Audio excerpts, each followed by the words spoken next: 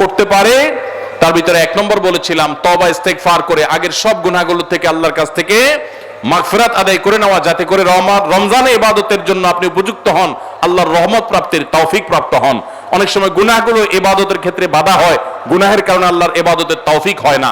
Number 2, আল্লাহ রাব্বুল আলামিন রমজানের এবং সিয়ামের যে ফজিলতের কথা বলেছেন, নবীজি সাল্লাল্লাহু আলাইহি সাল্লাম যেসব ফজিলতের কথা বলেছেন, মর্যাদা, মাহাত্ম্য, তাৎপর্যের কথা বলেছেন, এগুলো আলোচনা, পর্যালোচনা এগুলো এখন থেকে শুরু করা।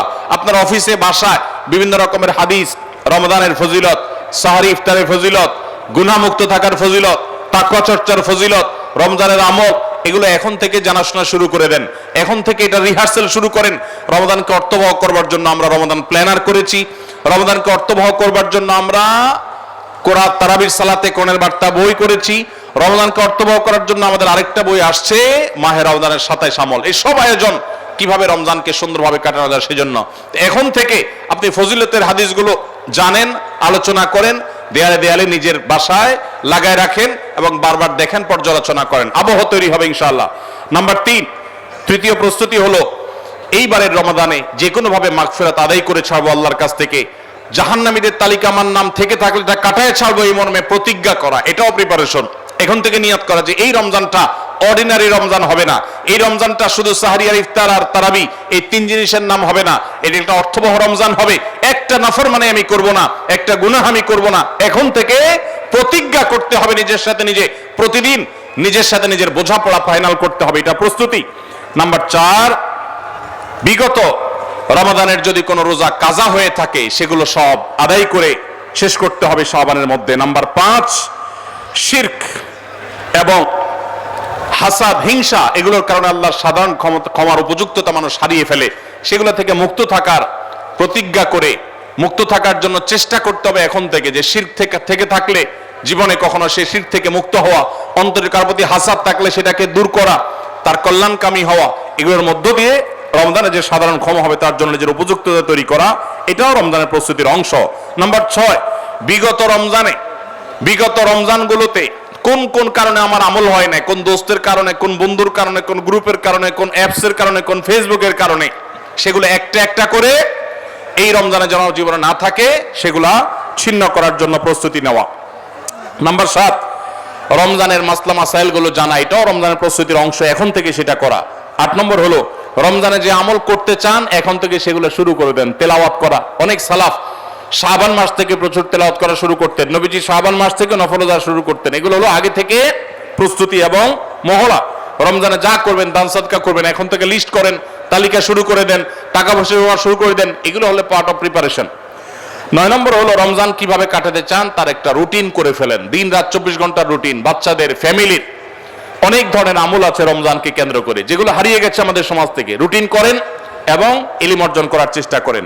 নাম্বার 10, চাঁদ দেখার চেষ্টা করতে হবে, এটাও রমজানের প্রস্তুতির অংশ। আর 11 নম্বর হলো আল্লাহর কাছে দোয়া করতে হবে, আল্লাহ যেন আমাদেরকে রমজানের রোজাকে যথাযথভাবে আদায় করার তৌফিক দান করেন। চেষ্টা করা যাবে তো ইনশাআল্লাহ। আল্লাহ রাব্বুল আলামিন আমাদের সবাইকে রমজানকে সর্বোচ্চ কাজে লাগাবার, সর্বোত্তম ব্যবহার করবার তৌফিক দান করুন। সবাই চেষ্টা করবো তো ইনশাআল্লাহ। ভাইরা আমার, জীবনে রমজান হতে পারে এটাই শেষ, সেই চিন্তা করেই আমাদেরকে রমাদানকে ইস্তেকবাল করতে হবে, অভ্যর্থনা জানাতে হবে। এটাকে শেষ রমজান ধরেই প্রিপারেশন নিতে হবে, আগাইতে হবে। এইবার যদি সুযোগ মিস হয় হয়তো আর সুযোগ আমার কাছে আসবে না, সেই চিন্তা করেই করতে হবে। তাহলে ইনশাআল্লাহ এই রমাদানে অর্থবহ কিছু করা সম্ভবপর হবে। আমরা সবাই সেজন্য যার যার জায়গা থেকে সচেষ্ট হব আগে থেকেই। এবং মনে রাখবেন, আবারও বারবার বলছি যে নবী সাল্লাল্লাহু আলাইহি সাল্লামের সেই হাদিসটি মাথায় রাখতে হবে, রমজান মাসটা আমল করে ইবাদত করে কিছু কামাইতে পারলাম ভালো, না কামাইতে পারলাম তেমন কোনো ব্যাপার না। ব্যাপারটা সেরকম না। ব্যাপারটা হলো যদি এই মাস চলে যায় আর অবহেলায় আপনি আল্লাহর কাছ থেকে মাগফিরাত আদায় করতে না পারেন, তাহলে বাউদামান আদরাকা রমাদান ওয়া লাম ইগফার লাহ, এই হাদিসের মেজদাক হবেন আপনি, এই হাদিসের প্রয়োগ ক্ষেত্র হবেন আপনি। সেক্ষেত্রে রমজান পেয়েও মাগফিরাত না পাওয়ার কারণে ধ্বংস অনিবার্য হয়ে যাবে। এটা শুধুমাত্র শখের বিষয় না, এটা ডু অর ডাই এর মতো ব্যাপার। আপনি রমজান পাইলেন না, মাগফিরাত পাইলেন না, জাহান্নাম নিশ্চিত হবে। অতএব যারা বাঁচতে চায় তারা এখন থেকে প্ল্যান প্রোগ্রাম করব, করা যাবে না ইনশাআল্লাহ? সেই সাথে আমি শুরুতে যেটা বলেছিলাম, রমাদান সেই মাস যেই মাসে আমল এবং ইবাদতের শুধু উন্নতি আর তারাক্কি না, মুসলমানদের সার্বিক অগ্রগতি উন্নতি আল্লাহ রাব্বুল আলামিন এই মাসে দিয়েছেন। ঐতিহাসিক বদরের যুদ্ধের সেই স্মৃতি বিজড়িত মাস এই রমাদান, মক্কা বিজয়, বড় বড় ঘটনা ইসলামের ইতিহাসে, বড় বড় সাফল্য আল্লাহ তাআলা রমাদানে দিয়েছেন। অতএব সেই জন্য নিজেদেরকে প্রস্তুত করতে হবে, প্রস্তুতি এখন থেকে গ্রহণ করতে হবে।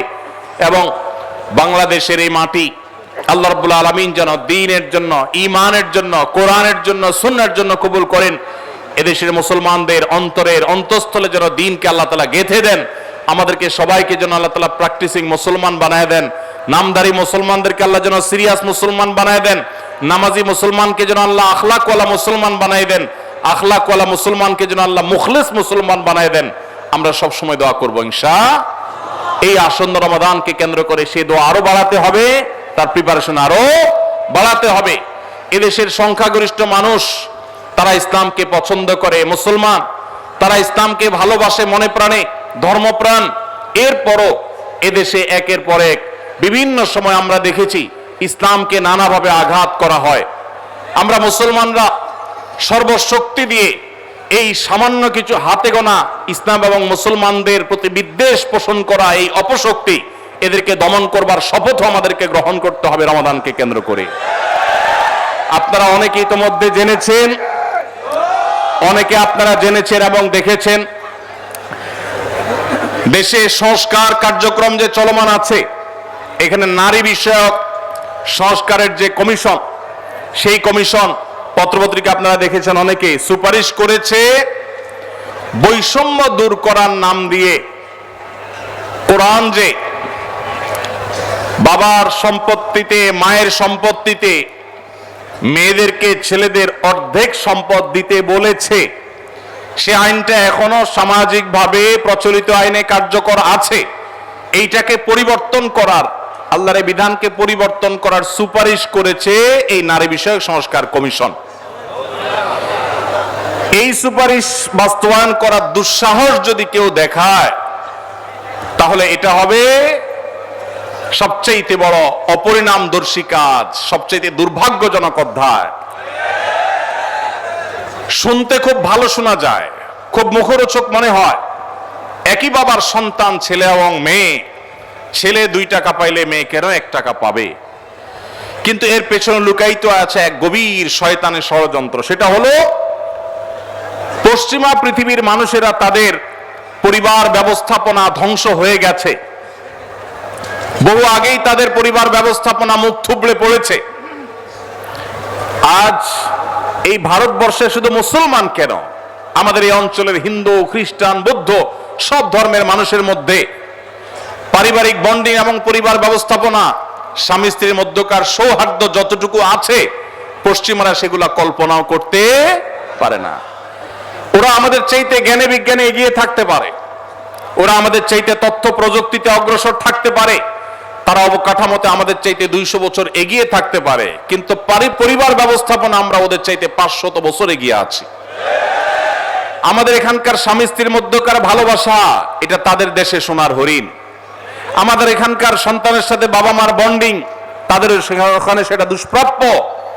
ভাইরা আমার, এই যে সমতার নাম দিয়ে, বৈষম্য দূরের নাম দিয়ে এই যে নতুন প্রস্তাবনা আসছে, এই প্রস্তাবনার মিনিং হলো পরিবার ব্যবস্থাপনাকে ধ্বংস করে ফেলা।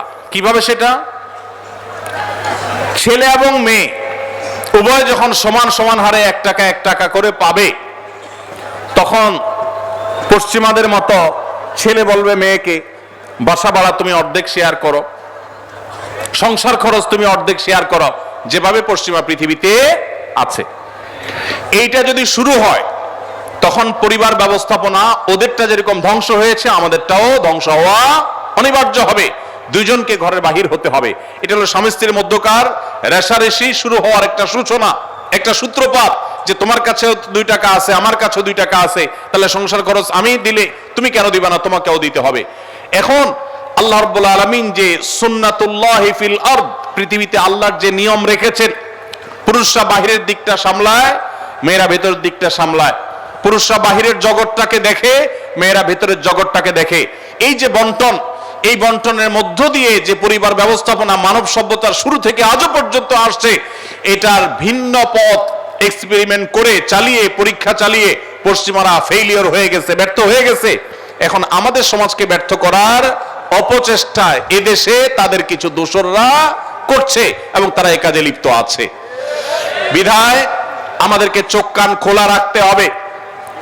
কোরআনে কারীমের আইন, কোরআনে কারীমের বিধান এমনিতেই তো নাই। যে দুই একটা সমাজের খাঁজে ভাজে আছে, এগুলাকে ধুয়ে পরিষ্কার করার যে শয়তানের ষড়যন্ত্র, নীল নকশা, এটা ইনশাআল্লাহ এদেশের মানুষ বাস্তবায়ন করতে দিবে না। এদেশের মানুষ দিনকে যতটা ভালোবাসে, ফু মেরে, তুড়ি মেরে সংস্কারের নামে আল্লাহর দেওয়া সে বিধান, এটাকে উড়িয়ে দেয়া হবে আর সাধারণ মানুষ চুপচাপ বসে থাকবে। এটা বোকার স্বর্গে বসবাস করা ছাড়া কিছুই নয়।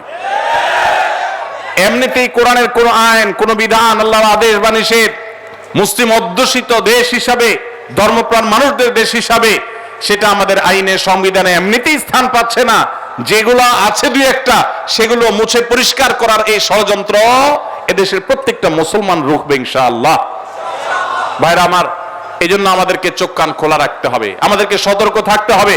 তবে সেই সাথে আমাদের এও মাথায় রাখতে হবে, মা বাবার সম্পদে বোনদের অধিকার, এটাকে আমরা অনেক পুরুষরা বঞ্চিত করছি, তাদেরকে অধিকার দিচ্ছি না।